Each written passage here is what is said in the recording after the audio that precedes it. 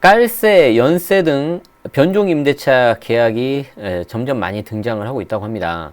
이렇게 됐을 때 향후에는 선진국처럼 주 단위 계약도 보편화되지 않겠냐 라고 이렇게 좀 예측 기사가 나오고 있는데요. 월세 시대에 달라질 부동산 시장 트렌드 살펴보고요. 월세 시대에 달라질 부동산 절세 트렌드도 제가 한번 설명드려 보도록 하겠습니다. 자, 오늘 기사 출처 밝히고 한번 보도록 하죠. 매일경제에서 나온 기사입니다. 정다운 기자님, 제가 이분은 뵙지는 못했는데 혹시 우리 그 머니쇼 할 때 뵀나? 뵀으면 제가 굉장히 죄송한데 죄송해요, 정다운 기자님. 그 부동산 이쪽으로 좀 많이 쓰세요. 그리고 제가 매경 이코노미도 정기구독 해서 보고 있는데 제가 매경을 좀 좋아합니다. 자주 보는 제가 이름이라서 굉장히 친숙합니다. 혹시 이 방송을 들으셨다면 댓글 하나 남겨주십시오. 2021년 10월 6일자 기사입니다. 그래서 어떤 내용인지 내용이 좋아서 좀 가져왔어요. 광고 없애고 보겠습니다. 일단 쭉 트렌드 한번 볼 거고요. 제가 뒷부분에 이렇게 됐을 때 향후 부동산 임대차 시장이 어떻게 좀 변하고 과세적인 측면에서 어떻게 될지 보여드리겠습니다. 결론부터 말씀드리면은 임대인은 뺨 한 번 맞을 거고요. 임차인은 뺨을 2번 맞을 겁니다. 그리고 임차인 입장에서 뺨을 2번 맞기 싫잖아요, 누구나. 그걸 좀 약간 피해 볼 수 있는 약간 역발상 아이디어에 대해서 제가 한번 설명 들어보겠습니다.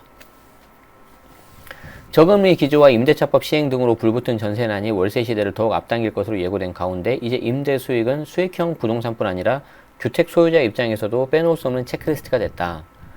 그러니까 무슨 말이냐면 주거용이라면 지금까지 대부분 다 여러분들이 전세를 생각하잖아요. 매수하는 사람도 전세 레버리지를 활용해가지고 갭 투자를 하는 거고, 임차인도 내 돈을 그대로 지키고 나중에 그 돈을 레버리지 삼아서 집을 사고 싶으니까 전세를 선호하고, 그런데 이 월세 시대가 점차 앞으로 오면서 임대인도 훨씬 더 월세를 이제 선호해서 그쪽으로 트렌드 갈 수도 있다는 겁니다. 저는 임차인도 경우에 따라서는 그렇게 가는 게 맞다고 봐요. 보유세, 취득세 등 다주택자를 겨냥한 세금 규제 등 충당해야 될 지출이 많아져서인데, 앞으로 오피스텔, 상가, 지식산업센터 뿐만 아니라 주로 시세차익의 목적에는 아파트까지 월세를 벌어들이는 수익형 부동산으로 변신할 거라는 전망이 나오는 배경이다. 눈치가 빠르신 분들은 대부분 임차인보다는 임대인이거든요. 임대인 분들 중에서도 눈치가 빠르신 분들은 투자금이 적게 들어가는 종목으로 차라리 전세 갭 투자하지 마시고 월세를 받을 수 있는 방법을 한번 생각해 보시기 바랍니다. 자, 월세 시대를 맞아 달라질 부동산 시장 트렌드를 한번 짚어보자. 자, 아파트의 수익형화, 반전세, 보증금 없는 깔세가 늘어날 거다.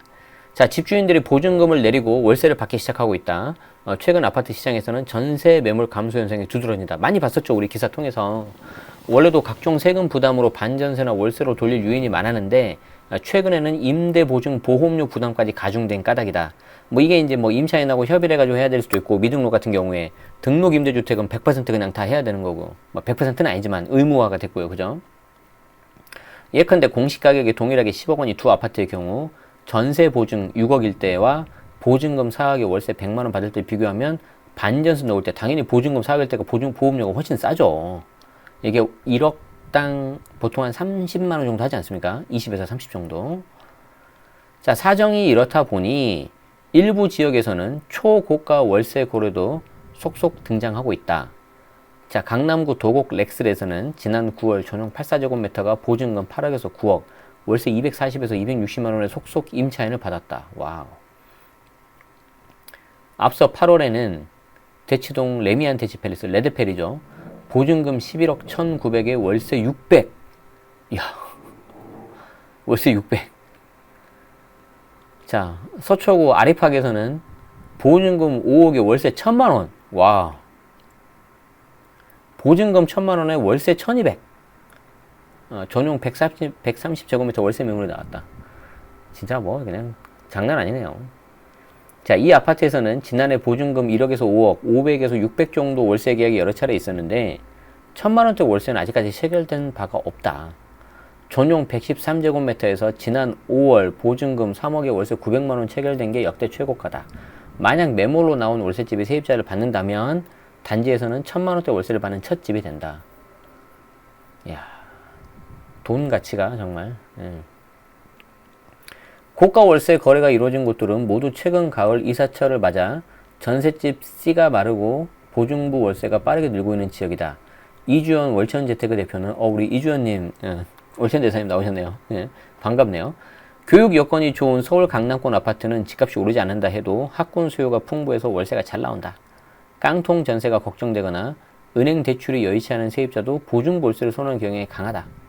그러니까 지금 뭐 전세 대출까지 막 막고 막 그러니까 특히 고가 전세 같은 경우 지금 고가 전세뿐만 아니라 그 밑에도 지금 막 대출 안 나오니까 지금 불안하죠.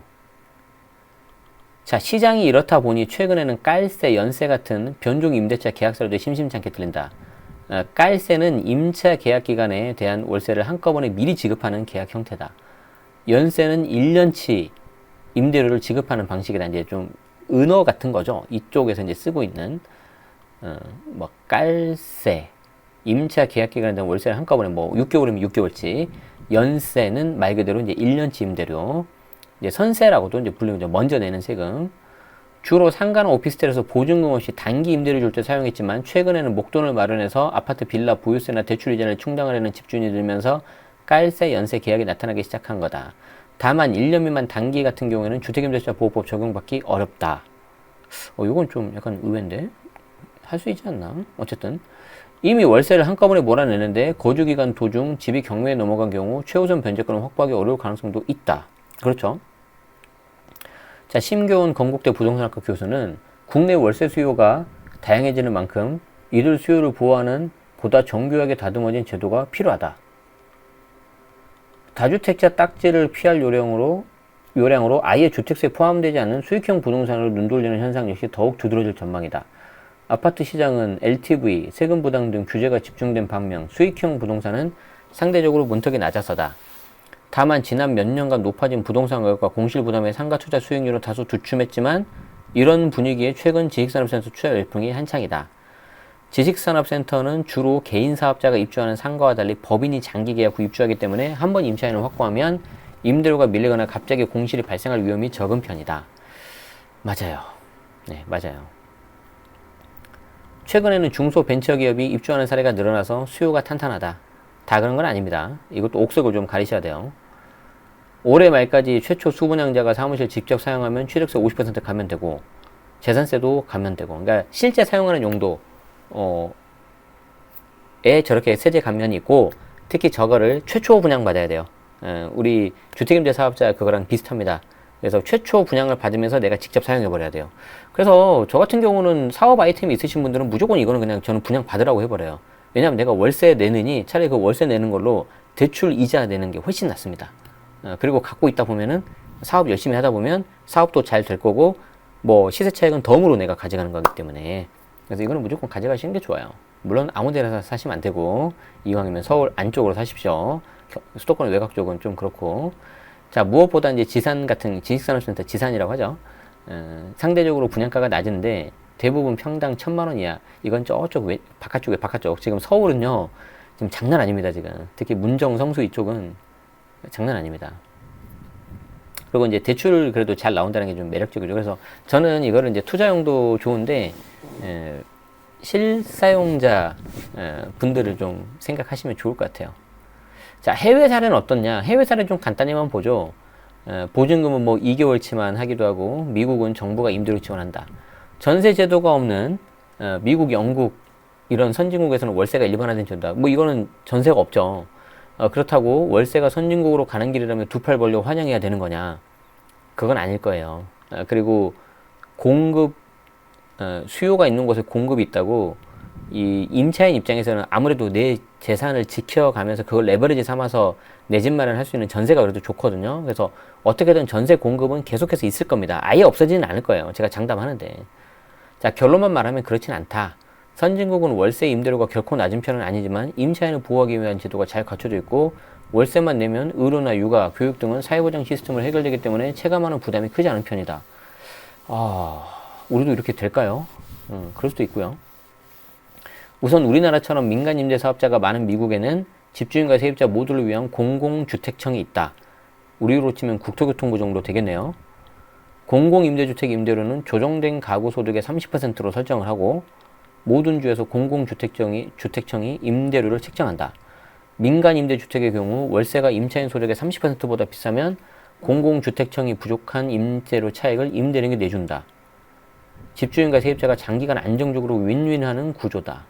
다 그러진 않겠죠. 그런데 또 해외 국가 월세 사례를 살펴보면 우리나라보다 임차 보증금 부담이 월등히 적은 편이다. 이들 국가는 통상 원상복구 등에 대비해서 1, 2개월치 정도만 보증금으로 받는 반면 우리는 막 30개월치 이내를 보증금으로 요구하죠. 아까 이제 요 사례도 나왔었지만 뭐 아까 아리팍이었나요?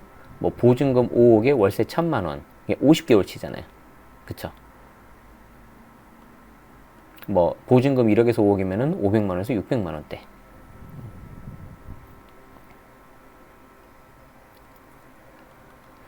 자, 국내에 임대료 체납이 많은 편이고 임차인 보증 수단이 없기 때문에 이제 좀 많이 받는 거다. 이렇게 하는 거죠. 과도한 월세 보증금을 낮추기 위해서는 일본의 월세 보증보험 제도나 프랑스, 영국 사례를 참고할 수 있다. 일본 같은 경우에는 임차인이 보증보험에 가입하도록 해서 임차인 리스크를 줄이기 때문에 보증금을 많이 내지 않아도 된다. 우리도 이제 그래서 좀 의무화 시키는 것도 있을 거예요. 프랑스에서는 여러 가구가 세입자를 입주하려는 경우 면접을 본다. 면접 경쟁은 대개 세입자가 안정적으로 월세를 지불할 수 있는지로 판가름합니다. 그럼 뭐 직장이 뭐냐 그런 거 다 물어보겠죠. 지금 우리나라도 뭐 일부는 그렇게 하죠. 막 암암리에. 이때 주택 월세의 3배 이상에 해당하는 월급 명세서를 제출해야 된다. 그러니까 딱 그 30% 그거랑 비슷하네요. 그러니까 주택 월세가 100만 원이면 그 3배 이상에 해당하는 300만 원 정도는 월급 명세서를 제출해야 된다는 거죠. 여기는 제출해야 한다니까 그냥 의무상인가 보죠. 그죠? 면접에서 통과한 임차인은 월세 지불 능력 증빙 서류가 있을 경우 월세 한 달치에 해당하는 금액을 임대 보증금으로 낸다. 여기는 한 달이네요. 아까 뭐 미국, 일본 그런 데는 2달 정도였는데 단 증빙 서류를 못 내면은 임대인은 1년치 월세를 은행에 맡겨놓게 하는 은행 보증을 임차인에게 요구할 수 있다. 아, 그러니까 은행에다가 맡겨놓고 이제 필요하면 이렇게 제3자가 들어가 버려야 돼요. 그러면 서로 중간에 불필요한 이야기 할 필요가 없어요. 그냥 제3자가 끼면 깔끔해요. 영국은 월세가 아닌 주세로 임대료를 계산한다. 일주일치씩. 월 평균 임대료 계산하려면 주세 곱하기 52주, 1년이 52주니까 그리고 나누기 12개월로 하면은 월 평균 임대료를 계산할 수 있겠죠. 보통 4에서 6주치 주세에 해당하는 금액을 임대 보증금으로 낸다. 그러니까 결국 기준이 월세냐, 주세냐. 그리고 주세면은 영국 같은 경우에는 4에서 6주. 그리고 월세면은 한 달에서 2달 정도. 그렇게 내는 거네요.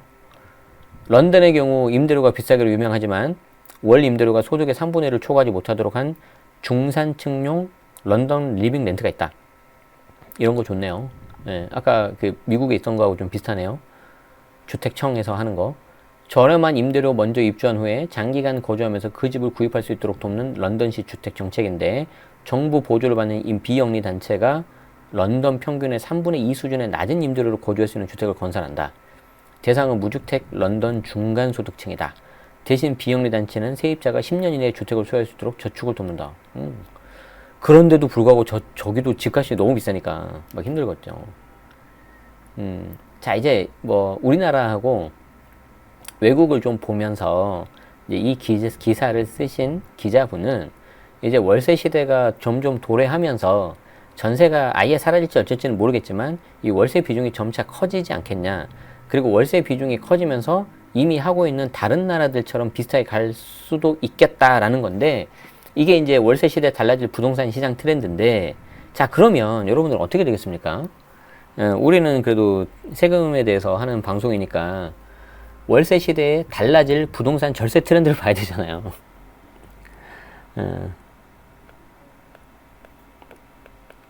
자, 월세 시대가 되면 절세가 어떻게 될 거냐. 자, 월세가 되면요. 일단 임대소득이 발생을 하잖아요. 그럼 당연히 여기에 대해서 과세가 됩니다. 그리고 대부분은 개인으로 하기 때문에 개인 종합소득세를 매년 5월 달에 납부를 하셔야 돼요. 이거는 이제 주택임대소득 관련해가지고 제가 몇 번 해드렸는데, 계산해보면은 대략 1개월치 월세가 세금으로 나가더라고요. 대략 해보니까. 물론 다 그런 건 아닌데.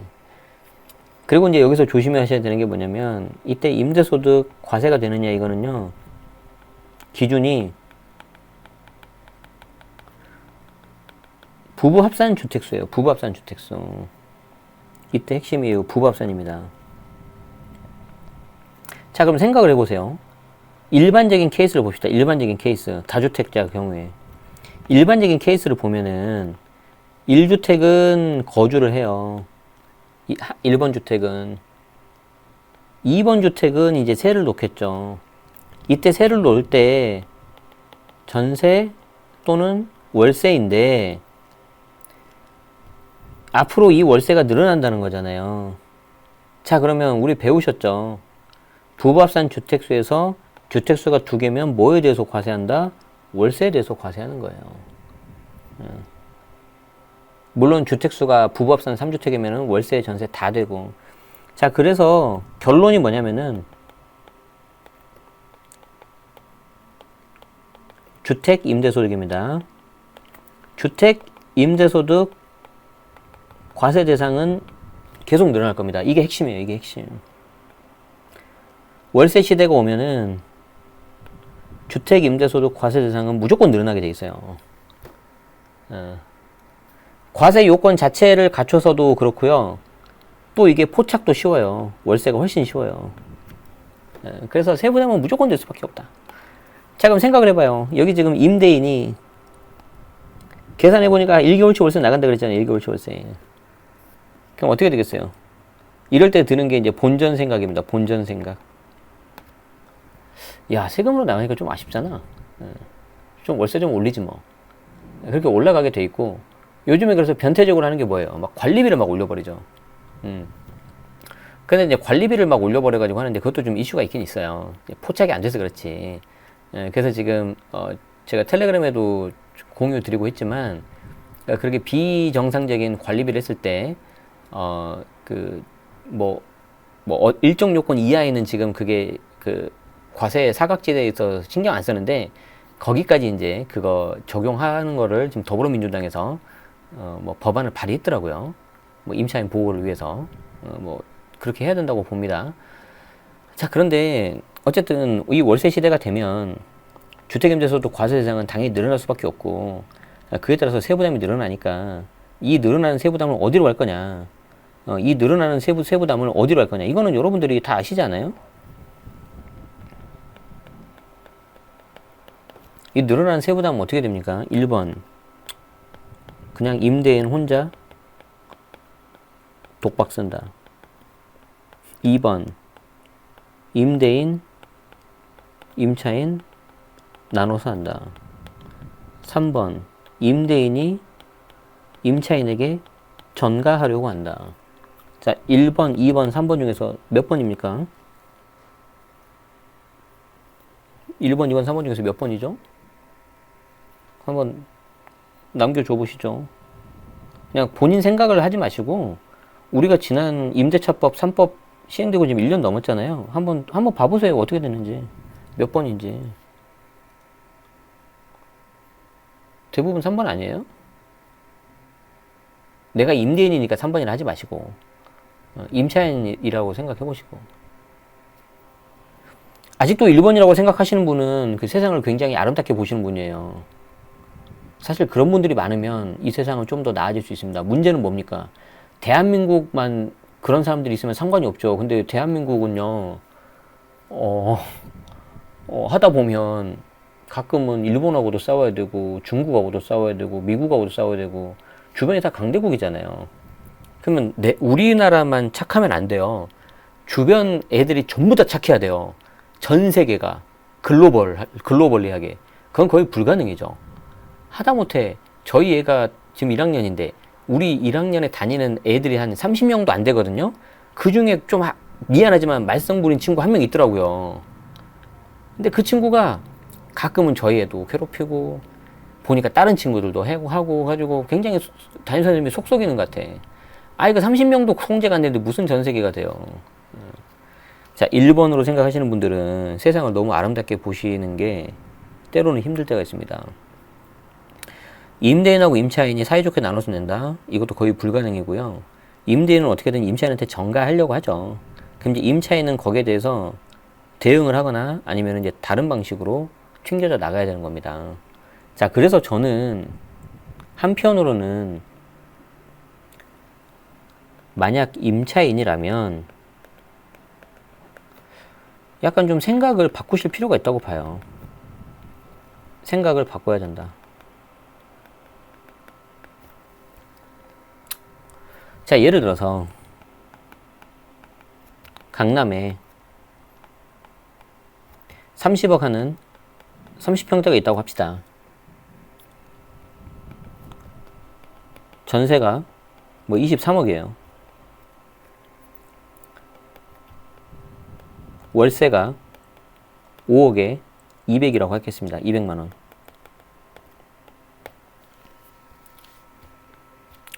여러분들은 어떻게든 이렇게 하려고 하죠. 저는 약간 이것도 필요하다고 봐요. 왜 그런지 아세요? 자, 보세요. 그냥 예를 든 겁니다. 내가 강남에 살아야 되는 이유가 예를 들어서 아이 중학교, 고등학교 딱 6년만 산다고 가정합시다. 6년만 산다고. 6년만 산다고 가정하면 예를 들어서 5억 보증금 넣고요. 200만원 월세 12개월 하면은 2,400이잖아요. 그럼 여기에 곱하기 6을 해봐요. 자, 그러면은 2,400 곱하기 6이잖아요. 그러면 1억 4천이 나옵니다. 근데 중간에 월세 올릴 수 있죠? 그냥 넉넉 잡아 2억이라고 하겠습니다. 자, 내 돈 들어간 돈 얼마예요? 7억이죠. 자, 밑에 23억을 까는 것보다 7억만 넣어버려요. 그럼 얼마 남는 거예요? 16억 남죠. 저라면 그냥 6년 월세로 살고요. 요 16억을 저는 굴리겠어요.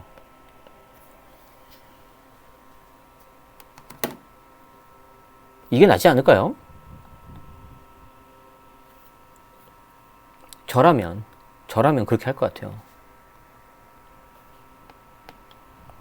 16억이면 투자할 때 엄청 많은데 지금. 저는 이 중에 지금 반의 반만 누가 저한테 이자 한 5%로 빌려주신다면 저는 그 차용증 쓸 의향이 있습니다. 누가 16억 중에 반의 반, 8억 아니라 4억을 저한테 연 5%로 빌려주신다면 저는 차용증 쓸 자신 있습니다. 차용증 써서 제가 하루도 안 밀리고, 한 달도 안 밀리고, 이자 꼬박꼬박 내고 그 4억을 아주 잘 굴릴 자신 있어요. 생각을 바꾸실 필요가 있어요. 임차인 입장에서는 이제 더 힘들어지는 상황이 와요. 근데 내가 기존에 갖고 있었던 그 고정관념을 고집해버리면은, 더 저는 좀 힘들어지지 않을까. 저는 그 생각이 좀 들어요.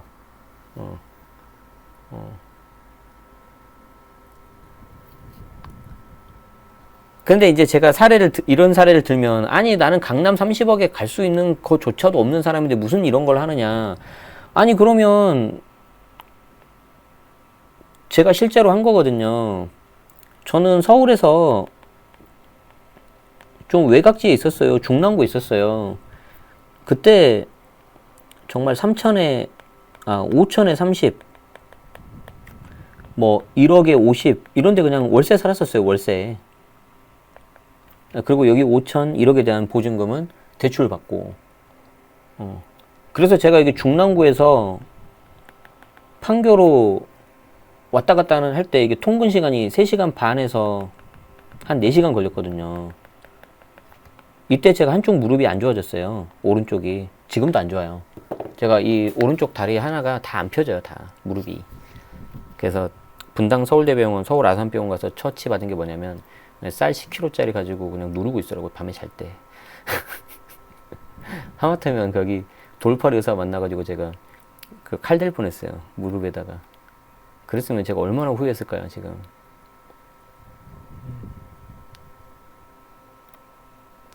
그거는 제가 지금 어떻게 만든 말도 아니고 제가 작년에 썼던 아파트 투자의 정석이란 책에 아주 상세하게 나와 있으니까 보시면 아실 거예요. 근데 이제 점점 그렇게라도 할 수 있는 게 점점 줄어들고 있잖아요. 그래서 조금 그런 거 고생하실 수 있을 때는 좀 그런 부분도 감안하셔서 좀 약간 생각을 좀 바꾸시는 게 저는 어떨까 싶어요. 예, 그런 것도 좀 필요하다. 예, 그렇게 해야지 남들하고 좀 다르게 가지, 남들하고 똑같이 가시면 뭐 그렇죠. 근데 사람은 사회적 동물이기 때문에 이게 항상 가운데 있고 싶고, 우리 오징어 게임에도 나오잖아요. 가운데 먼저 번호 고르잖아요. 징검다리 할 때. 그러니까 항상 가운데 그냥 있고 싶고 묻어가고 싶어요. 저도 그렇고. 그런데 때로는 좀 남들하고 반대로 가셔야 됩니다. 그걸 내가 좀 참고 하시면은요, 분명히 거기에 대한 보상 받을 수 있어요. 뭐 적어도 저는 그렇게 했기 때문에 꽤 많은 보상을 받은 것 같아요. 그래서 그 보상을 받았기 때문에 지금도 자유롭게 제가 하고 싶은 거 하면서, 이거 방송 끝나면 제가 이 시간에도 회사 안 가고 저희 애 데리고 그 하원 제가 시키고 오후에 저는 하루 종일 놀 거거든요. 그래서 그런 부분을 좀 말씀드리고 싶어서 이 기사를 딱 보자마자, 아, 좀 세금도 세금이지만 그런 얘기도 좀 해드려야 되겠다. 그 생각을 했어요. 그렇다고 진짜 댓글로 뭐 사학 빌려줄 테니까 연락하세요 뭐 그렇게 하지 마시고 마음만 제가 감사히 받을게요. 예, 그래요. 자, 어쨌든 이 정도입니다. 예, 그래서 이 월세 비중은 점점 더 늘어날 겁니다. 그리고 정부 입장에서도 월세가 늘어나는 게 땡큐예요. 과세 포착이 쉬우니까. 그러면 임대하는 사람들은 그만큼 세부담 늘어날 것이고요. 점차 장기적으로는 그 세부담이 임차인한테 전가가 될 겁니다. 그래서 가장 제가 아까 말씀드린 것처럼 임대인이 뺨을 한 대 맞는다면 임차인은 이로 인해서 뺨을 두 대 맞게 돼 있어요. 그래서 그 부분에 있어서 여러분들이 혹시 임차인이라면 지금 너무 힘들다면, 내 집 말을 못해서 너무 가슴 아프고 속상하시다면 그런 거 좀 생각하셔야 됩니다. 돈은 은행 계좌에 있는 게 아니라 여기 머릿속에 있어요. 머릿속에. 예. 대출도 안 되고요. 돈도 하나도 안 나와요. 근데 보니까 전세 10억짜리 살고 있는 거죠. 밑에 깔고 있는 거죠. 과감하게 1억에 50짜리 월세로 가시고 나머지 9억을 한번 돌려보실 생각하십시오. 9억 정도면 강남에 아주 좋은 아파트 갭 새끼고 하나 살 수 있습니다. 내가 지금 당장 못 들어가더라도 새끼고 사줄 수가 있는 거죠. 또 이런 말 하면 무슨 갭 투자를 조정한다고 뭐라 하려나요? 판단은 여러분들이 하시는 거니까요. 네. 자, 여기까지입니다. 도움 되셨습니까? 도움 되셨으면 좋아요, 구독 한번 부탁드리고, 이 이후에 벌어질 일들에 대해서는 제가 계속해서 말씀드릴 테니까 저와 함께 소통하고 싶으신 분들은 구독하시고 알림 설정 하시면 저하고 이렇게 라이브 편하게 참여하실 수 있고요. 라이브 시작하기 전에, 그리고 중간에 이럴 때 제가 우리 편집된 내용에는 없는 또 다른 더 약간 날것의 이야기들이 많이 있으니까 참여하시고 싶으신 분들은 라이브 같이 하시면 좋을 것 같고요. 아, 나는 시간이 안 된다, 그냥 편하게 그냥 다 들을 수 없냐 하시는 분들은 여기 멤버십 가입하시면 됩니다. 제가 고정 댓글에 남겨놓겠습니다. 그래서 늘 말씀드리지만 세금을 줄이는 것도 좋지만 어떻게든지 내가 자산을 늘리고 경제적 자유로 가는 것도 더 중요합니다. 그런 부분에 있어서 이제 절세가 필요한 것이지 절세가 먼저 되는 건 아니에요. 그래서 그런 부분을 하시면서 여러분들이 항상 올바른 의사결정 하시기 바랍니다. 식사 맛있게 하시고 남은 하루도 행복하게 보내시기 바랍니다. 오늘 함께 해주셔서 고맙습니다.